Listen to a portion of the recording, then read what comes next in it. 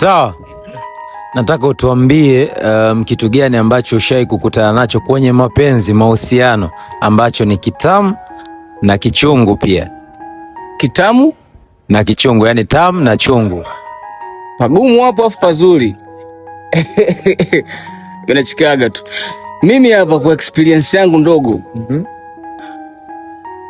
Mimi na experience mimi. Sikia. Kitu kitamu na kichungu kwangu mimi hapa navyoona. Au jamani ni mtazamo wangu. Kitu kitamu. Wewe ushawahi kupiga punyeto? Chai? Akumbe wewe mwanachama wewe. Mimi naamini sawa kubwa. Siku ya kwanza kupiga mtulinga nilisikia utamu ambao siujui utamu unaongelekaje. Kitu kichungu sasa ni kwamba toka ile siku mpaka leo sijawahi kusikia ule utamu tena.